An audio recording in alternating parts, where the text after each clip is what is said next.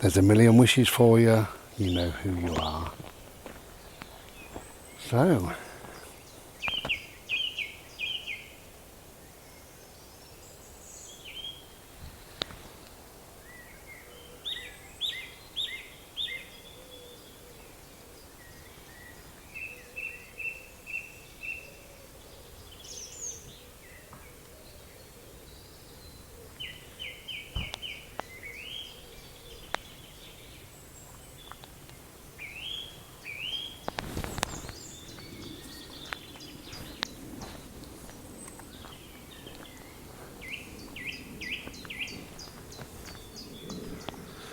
hello.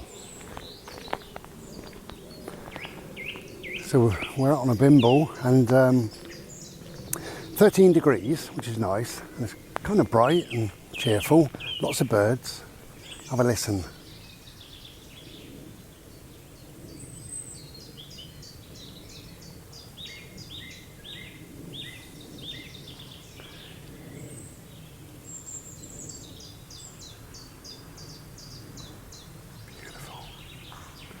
Glorious, I told you. But it's wet. I feel like I'm being spat at every few steps. Now I know how Boris Johnson must feel. Yeah, it's a little bit damp, but that's cool. However, it's extremely green. I haven't been here for a couple of weeks or more. Don't know really. Anyway, whatever. But it's very, very green, very lush, very beautiful.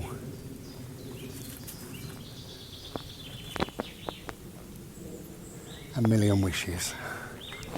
Anyway, so we're getting wet now because we're slightly out in the open.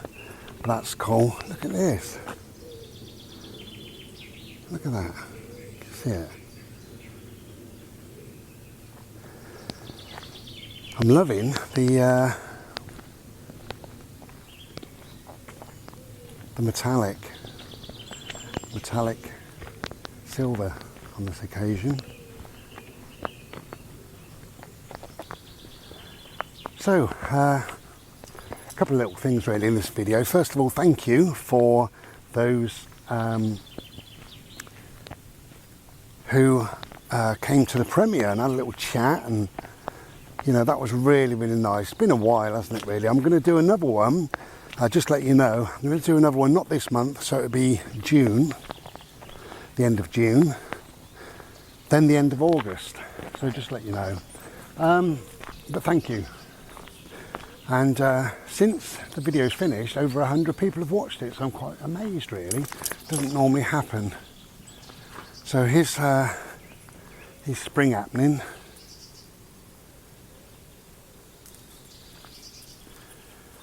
Yeah, lush. Everywhere is really quite lush, as you see. Though, please don't lick. I know you want to. I stopped him then. He was about to. I know him that well.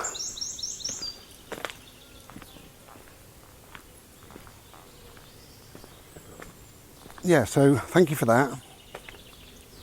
It was nice. It was fun. Nice to reconnect with a few people and have a few people say hello. Nice little colours.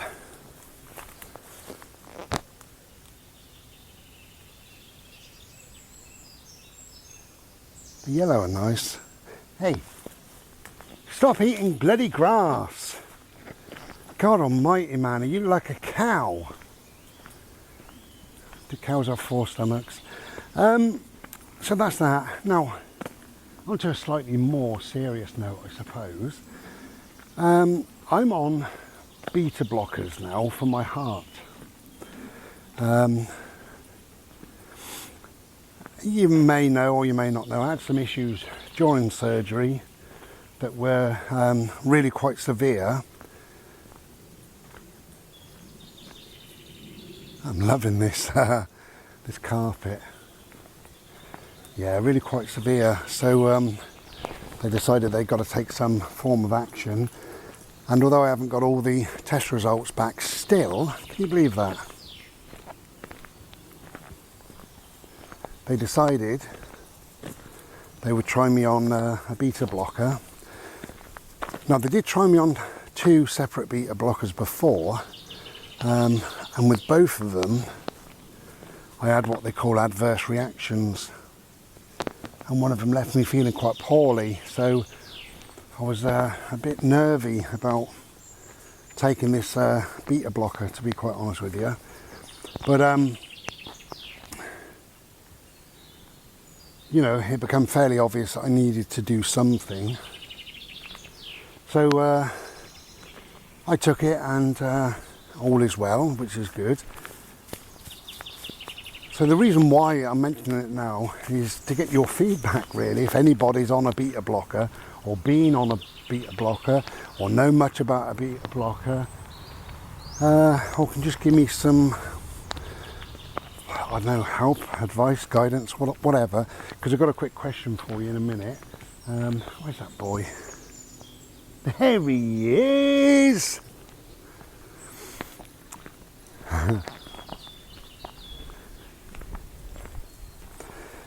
So I've been taking the beta blocker for, I believe it's 5 weeks, either 5 or 6 weeks.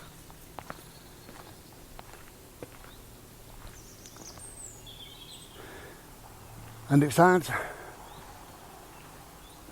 quite an effect on my blood pressure, which is lovely. So it's brought that down to a much more manageable sort of a state, because you know, they've been concerned about my blood pressure for quite some time, really.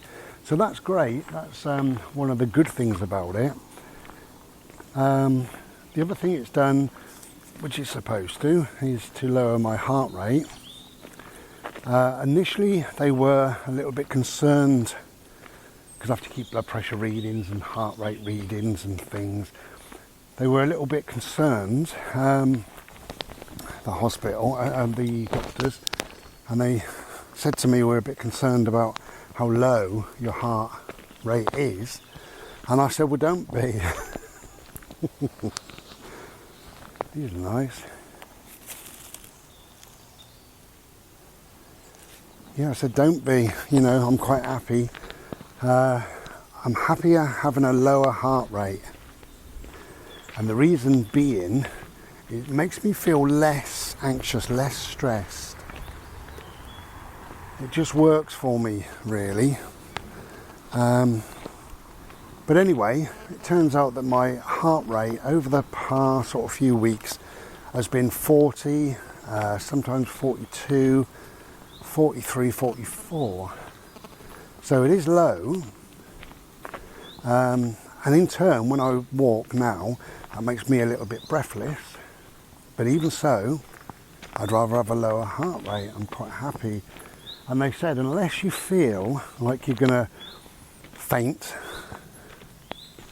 as long as you feel okay, then we'll leave you alone for the time being.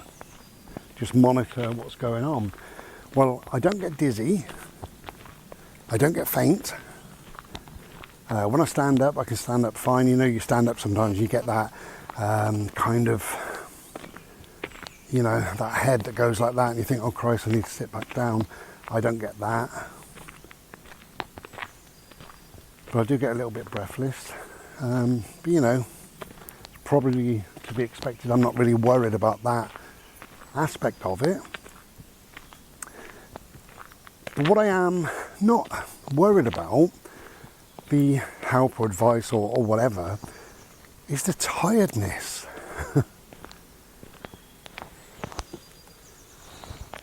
The real tiredness, you know?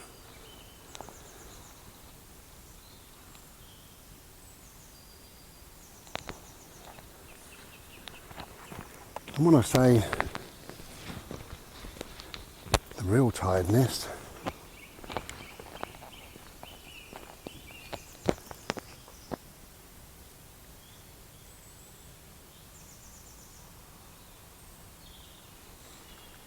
how beautiful. Okay, so talking talking about tiredness. Yesterday, fairly typical day. Okay, so I got up at about 7 o'clock, something like that, between 6:30 and 7 anyway. Had myself a Slurpee and let Bodie out, took my meds, did all what I needed to do. About half an hour or so later, I had another Slurpee, because I always do, always have 2 in the morning, why not? Hello. You have a piss. And took my second lot of meds. I have to take meds for my arthritis and for pain and things. So I did all that. Maybe that was about 8:30, so I've probably been awake about 2 hours. And I sat on the internet, checked my emails, did a few bits. And I thought, my God, I'm tired, you know. And this is on more or less a daily basis. I can hardly keep my eyes open, so I went back to bed. So I've probably been awake 2 hours, something like that, and then went back to bed. And I slept from 8:30 till 10:30, so a further 2 hours, which isn't like me normally.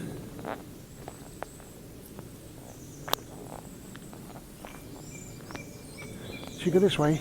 There you go. There you go, my sweetheart. Yeah, you're lovely, aren't you? Having a bit of a laugh. So, although that's not my norm, it has become my norm. So, got up about 6:30, a couple of hours, went back to bed, slept for a couple of hours, 10:30. Got up, and by about noon, certainly by 1 o'clock anyway, I was back in bed. I was absolutely drained. Didn't do a lot during that time, have to be said. And come on, man. So I was in bed certainly by 1 o'clock for about an hour or so, and got up maybe 2 o'clock, 2:30, and had a bit of a day and did my tea and everything else. But then about 7 o'clock, a friend phoned and I couldn't stop yawning, and he said, "Why didn't you go to bed?" And I said, "Well, I've been in bed all bloody day, you know, this is how it's going, and I don't like it." And anyway, about 8:30, I went off to bed and had a reasonable sleep. And here we are today. I got up just after 7. It's 9 o'clock now. Well, it's 9:30 it'd be. And here we are out bimbling, which is lovely. I try and bimble every other day, really. Depends on the weather, but we do what we can. A bit of exercise is good. And I'm knackered. I could do with going back to bed. I really could, I'm tired.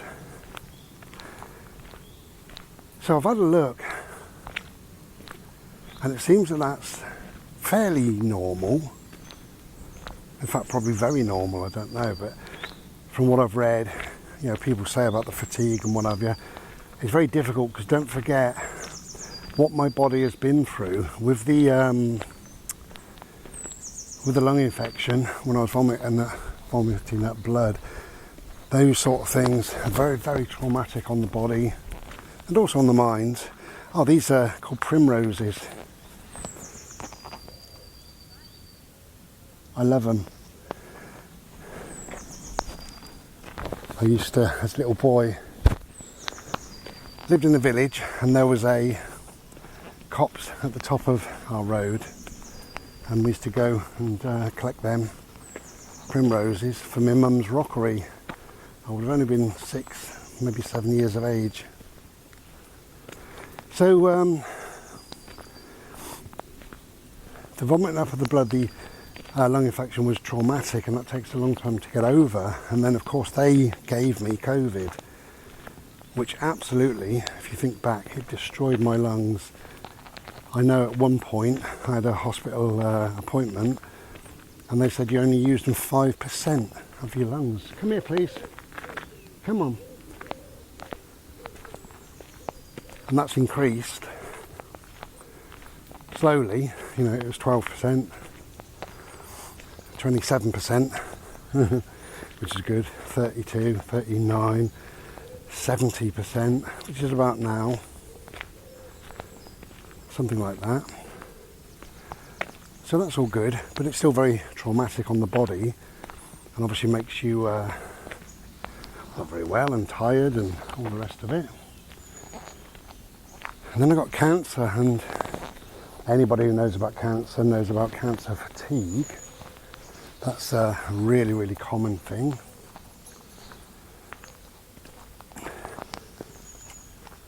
And then problems with my heart, which in turn makes you tired, and then taking the beta blockers. Come on, my baby boy. Kind of zaps you of strength. That's why I feel so. Question to you is, you know, does anybody know anything much about beta blockers? Is anybody on beta blockers? Is it just me, or is everybody bloody knackered?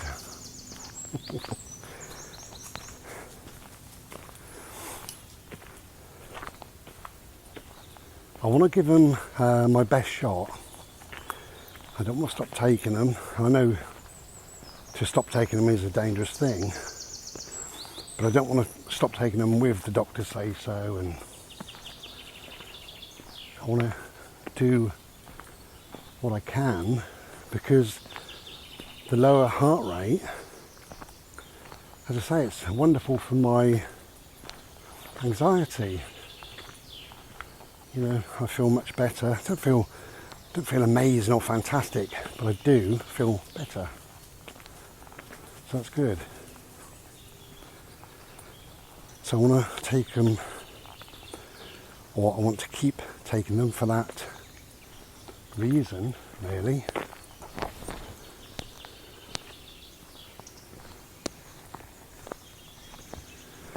And the idea of the beta blockers is so that your heart works less.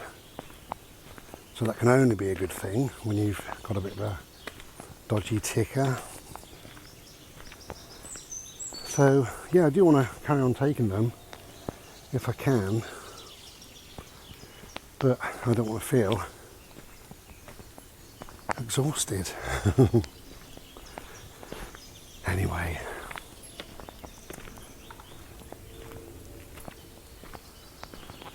okay, I'll leave you with those thoughts.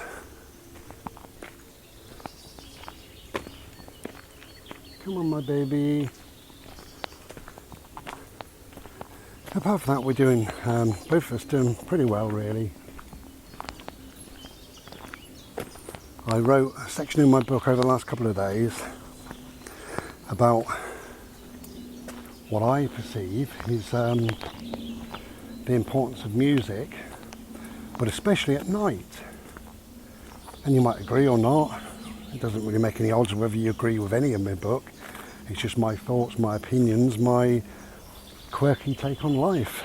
That's what it is. Me emptying my head. But you might be interested to read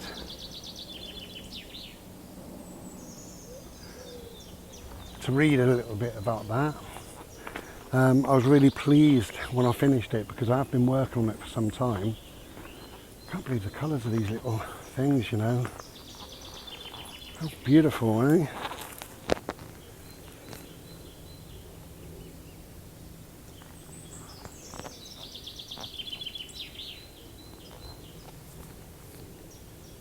Just glorious. God, nature, we love it. Yeah, I was really pleased with that section. So anyway, we're still on target, hopefully for August. So you'll read it all if you want to by then. Oh, pardon me. The other thing, I'm still burping a lot, you know. Apparently that is quite normal. With having the surgery that I had, I was told that in the hospital at the time. I kept apologising, like when they come round talking to me, and I'd answer and I go burp, but I said, I do apologise, don't worry, you know, it's part of the course. And being a people watcher, I watched the other guys. I had 6 guys in the ward and I was watching them, and every time they spoke to somebody they were burping away. Anyway, it's all good fun. At the end of the day, I'm alive, and if that means I've got to burp a few extra times, if that means I go to bed a bit more because I'm knackered, so be it, you know. I wish I was better, I wish I was fitter, I wish I was able to do more, especially when you hear that other people are doing really, really well in life. And, you know, maybe I'm not doing quite as well as I want to be. Apart from all that, shut up, Bri. Take care then, and be well. Ta-ra.